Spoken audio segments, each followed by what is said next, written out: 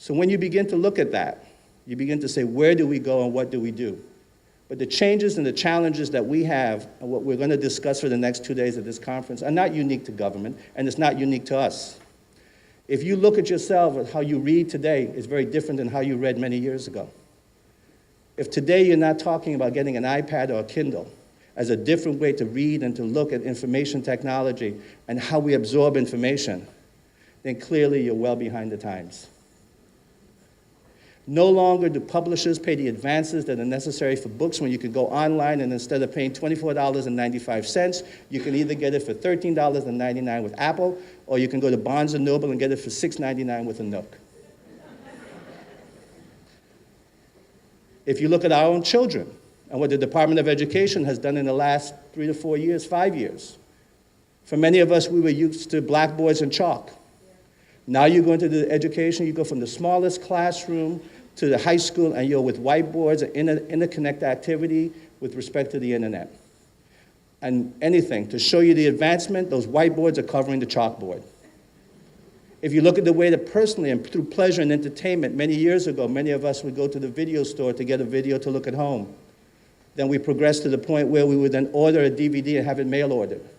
Now today you have video online, you have streaming, you have YouTube and other means with respect to how we interface and how we get along. And what that tells us is that within the next 10 years, instead of our children coming home with books of 500 pages and a knapsack that is destroying the structure of their backs, they will pretty soon be coming home with a Kindle or an iPad with all that knowledge that is right before them that they can deal with. So as all those industries have changed, we ourselves have to begin to look at what do we do different. And the whole notion of efficient and effective government can no longer be an oxymoron. It has to now be a reality. And for us to look at it as a reality, we also have to say to ourselves that we don't have the resources to do everything, and we have to target and do what we can do well. For example, is law enforcement and public safety, is it based on more officers, or is it based by higher use of technology and shot spotters within our community?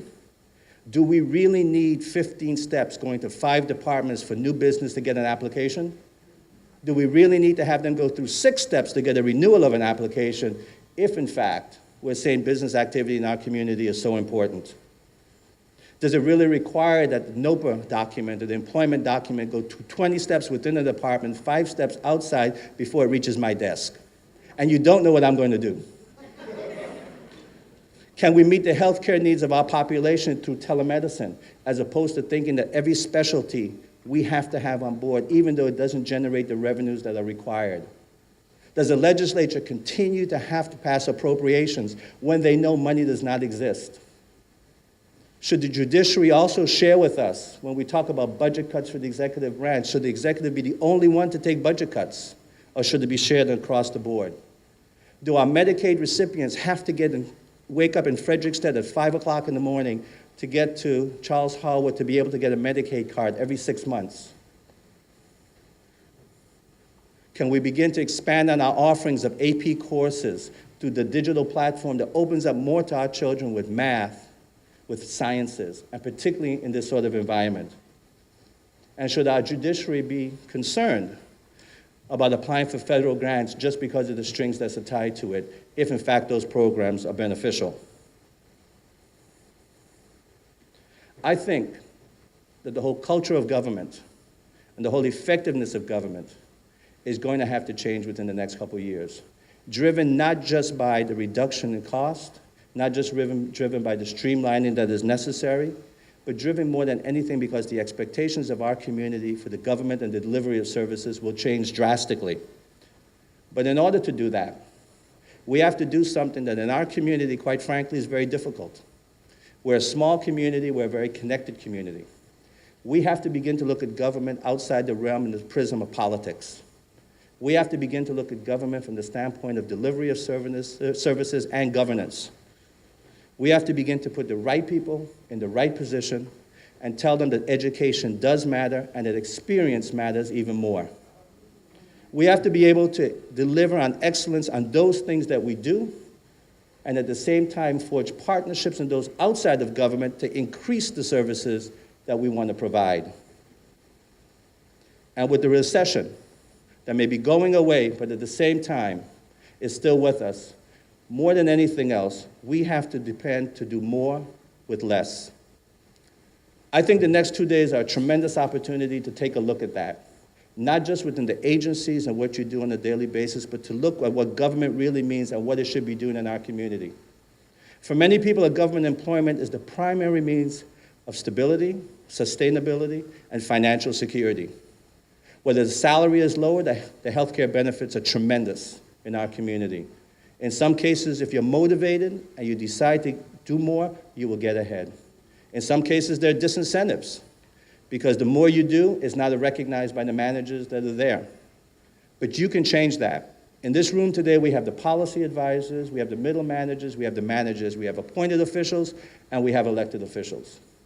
If you want to change how government is functioning, you have the ability to do it now. You have the ability to take the knowledge and take the steps. Those that serve as commissioners and senators, all of us, have to be willing at the same time to let you take the risk. We can't chastise you because it may fail. We need to embrace it and see how we change it to make sure that it is better going forward. We cannot penalize someone for taking an opportunity, and even if it does not work the first time, it will work the second time. So if we take the knowledge of this room, we couple it with the University of the Virgin Islands and their intellectual capacity to make sure that we not just look at what is today, but going forward, we clearly have the ability to deliver better services in a much streamlined manner to a community of 110,000 that has 2 million visitors come here each year. A community that's had the distinction of not having to lay off while many other states were doing the same thing. A community that was able to embrace the notion of borrowing, knowing that we weren't looking at 2010, but we were setting a foundation for 2012, 2013, that made sure that we continued to provide the services, but also that we kept our people employed. A community that, quite frankly, looks to you as leaders. The determination and the constance in any community is not driven by the elected officials of governor, lieutenant governor, or even by the 15 senators. It is driven by the stability of government and the stability that it offers to investors who come into our community. They look to the policy leaders of governor and lieutenant governor and the legislators to see where we're going. But any community, any business that comes in, any family that moves, looks more to how we function as a government and how the government functions at the most basic of levels. Can my children go to good schools and are the teachers good? Are the resources in the school good? Can I get a business license in 2 days rather than 10 weeks? Will I be able to have health care? And will I be able to have my garbage picked up? Will I be able to provide opportunities when my children are out because you're attracting industries, or am I going to have to be in a situation where my child has to leave and go someplace else?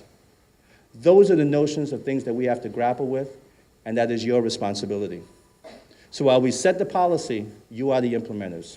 You are the one that drive the decisions to make sure that we can provide more with less and do it a whole lot better.